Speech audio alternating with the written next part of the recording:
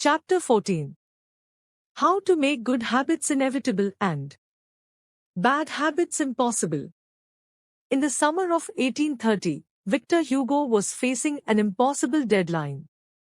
12 months earlier, the French author had promised his publisher a new book. But instead of writing, he spent that year pursuing other projects, entertaining guests, and delaying his work. Frustrated, Hugo's publisher responded by setting a deadline less than 6 months away. The book had to be finished by February 1831. Hugo concocted a strange plan to beat his procrastination. He collected all of his clothes and asked an assistant to lock them away in a large chest. He was left with nothing to wear except a large shawl. Lacking any suitable clothing to go outdoors, he remained in his study and wrote furiously during the fall and winter of 1830. The Hunchback of Notre Dame was published 2 weeks early on 14th January 1831. Sometimes success is less about making good habits easy and more about making bad habits hard. This is an inversion of the third law of behavior change: make it difficult.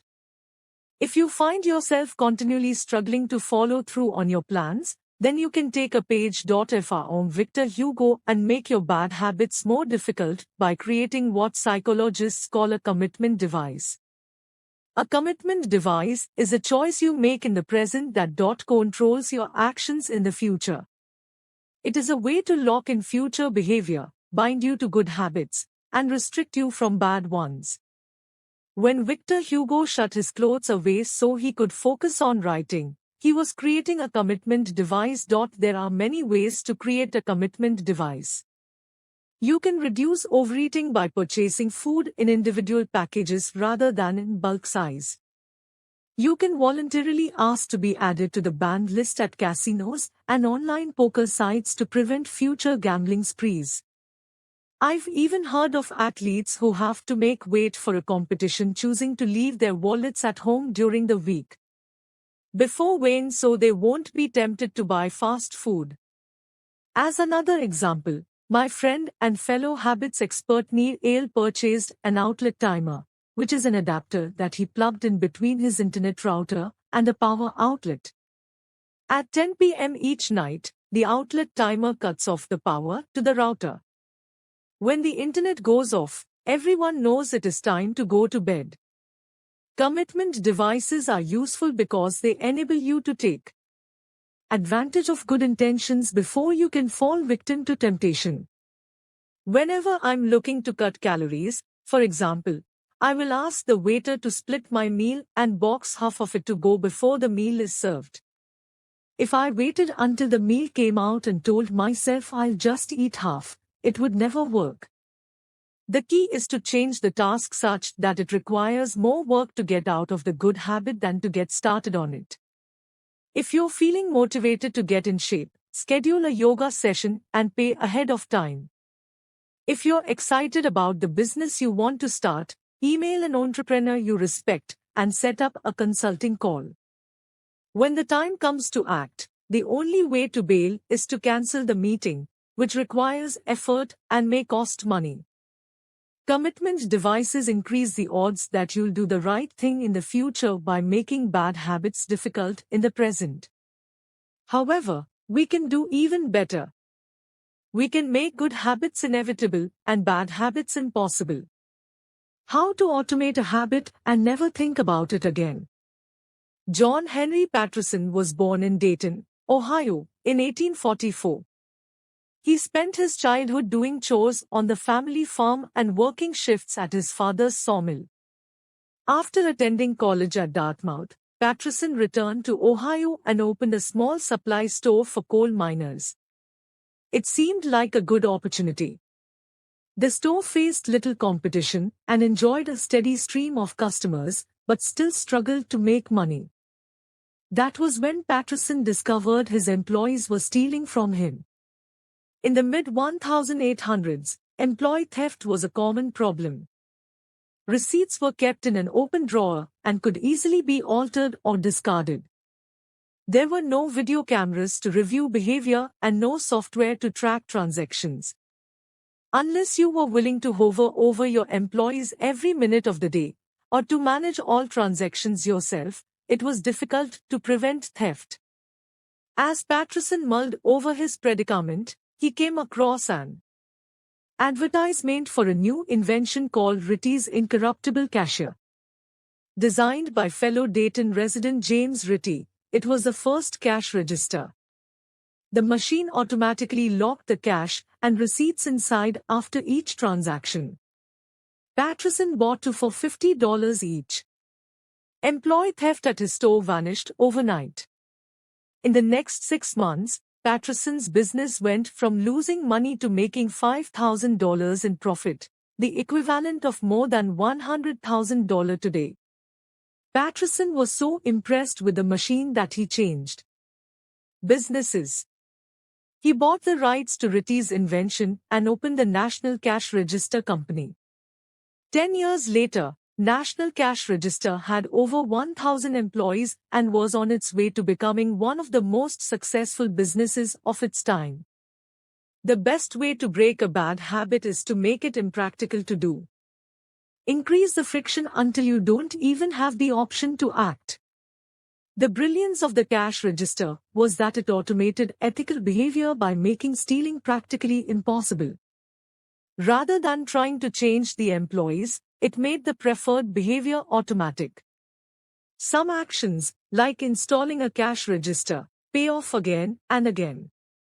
These one-time choices require a little bit of effort up front but create increasing value over time. I'm fascinated by the idea that a single choice can deliver returns again and again, and I surveyed my readers on their favorite one-time actions that lead to better long-term habits. The table on the following page shares some of the most popular answers. I'd wager that if the average person were to simply do half of the one-time actions on this list, even if they didn't give another thought to their habits, most would find themselves living a better life a year from now. These one-time actions are a straightforward way to employ the third law of behavior change. They make it easier to sleep well, eat healthy, be productive, save money, and generally live better. One-time actions that lock in good habits. Nutrition. Buy a water filter to clean your drinking water. Use smaller plates to reduce caloric intake. Sleep. Buy a good mattress. Get blackout curtains. Remove your television from your bedroom. Productivity. Unsubscribe from emails. Turn off notifications and mute group chats. Set your phone to silent. Use email filters to clear up your inbox. Delete games and social media apps on your phone. Happiness. Get a dog. Move to a friendly, social neighborhood. General health. Get vaccinated. Buy good shoes to avoid back pain. Buy a supportive chair or standing desk. Finance. Enroll in an automatic savings plan. Set up automatic bill pay. Cut cable service. Ask service providers to lower your bills. Of course, there are many ways to automate good habits and eliminate bad ones. Typically, they involve putting technology to work for you. Technology can transform actions that were once hard, annoying, and complicated into behaviors that are easy, painless, and simple. It is the most reliable and effective way to guarantee the right behavior. This is particularly useful for behaviors that happen too infrequently to become habitual. Things you have to do monthly or yearly, like rebalancing your investment portfolio, are never repeated frequently enough to become a habit, so they benefit in particular from technology remembering to do them for you. Other examples include medicine. Prescriptions can be automatically refilled. Personal finance. Employees can save for retirement with an automatic wage deduction. Cooking, meal delivery services can do your grocery shopping. Productivity, social media browsing can be cut off with a website blocker. When you automate as much of your life as possible, you can spend your effort on the tasks machines cannot do yet. Each habit that we hand over to the authority of technology frees up time and energy to pour into the next stage of growth. As mathematician and philosopher Alfred North Whitehead wrote, civilization advances by extending the number of operations we can perform without thinking about them. Of course, the power of technology can work against us as well. Binge watching becomes a habit because you have to put more effort into stop looking at the screen than to continue doing so. Instead of pressing a button to advance to the next episode, Netflix or YouTube will autoplay it for you. All you have to do is keep your eyes open. Technology creates a level of convenience that enables you to act on your smallest whims and desires. At the mere suggestion of hunger, you can have food delivered to your door. At the slightest hint of boredom, you can get lost in the vast expanse of social media. When the effort required to act on your desires becomes effectively zero, you can find yourself slipping into whatever impulse arises at the moment. The downside of automation is that we can find ourselves jumping from easy task to easy task without making time for more difficult, but ultimately more rewarding, work. I often find myself gravitating towards social media during any downtime. If I feel bored for just a fraction of a second, I reach for my phone. It's easy to write off these minor distractions as just taking a break, but over time they can accumulate into a serious issue.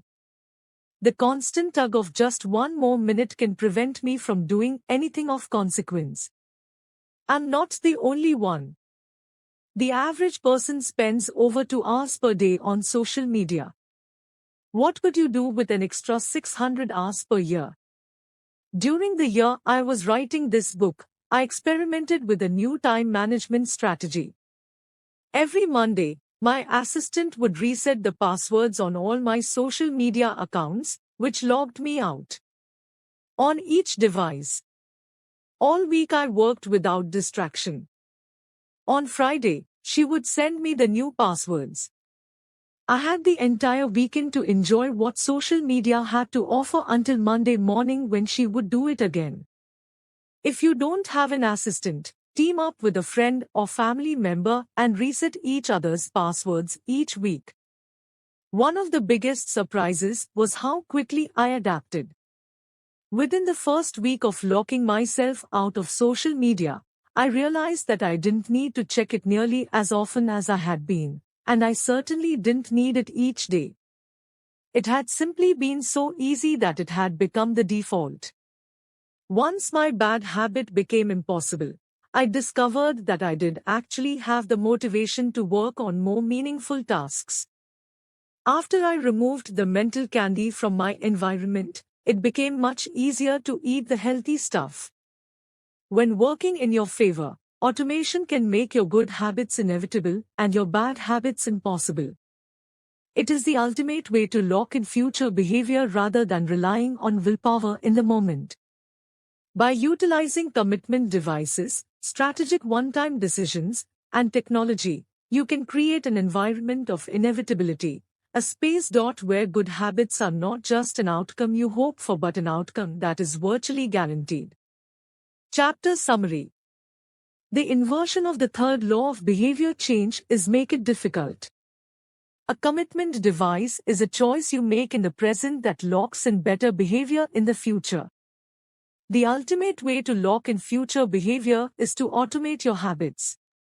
One-time choices, like buying a better mattress or enrolling in an automatic savings plan, are single actions that automate your future habits and deliver increasing returns over time. Using technology to automate your habits is the most reliable and effective way to guarantee the right behavior. How to create a good habit? The first law, make it obvious. 1.1. Fill out the habit scorecard. Write down your current habits to become aware of them. 1.2. Use implementation intentions. I will, behavior, at, time, in, location, dot. 1.3. Use habit stacking. After, current habit, I will, new habit, dot. 1.4. Design your environment. Make the cues of good habits obvious and visible. The second law, make it attractive. 2.1. Use temptation bundling. Pair an action you want to do with an action you need to do. 2.2. Join a culture where your desired behavior is the normal behavior. 2.3. Create a motivation ritual. Do something you enjoy immediately before a difficult habit. The third law, make it easy. 3.1. Reduce friction. Decrease the number of steps between you and your good habits. 3.2. Prime the environment. Prepare your environment to make future actions easier. 3.3. Master the decisive moment. Optimize the small choices that deliver outsized impact. 3.4. Use the 2-minute rule. Downscale your habits until they can be done in 2 minutes or less. 3.5. Automate your habits. Invest in technology and one-time purchases that lock in future behavior. The fourth law, make it satisfying. How to break a bad habit. Inversion of the first law, make it invisible. 1.5. Reduce exposure. Remove the cues of your bad habits from your environment. Inversion of the second law, make it unattractive. 2.4. Reframe your mindset. Highlight the benefits of avoiding your bad habits. Inversion of the third law, make it difficult. 3.6. Increase friction. Increase the number of steps between you and your bad habits. 3.7. Use a commitment device. Restrict your future choices to the ones that benefit you. Inversion of the fourth law, make it unsatisfying.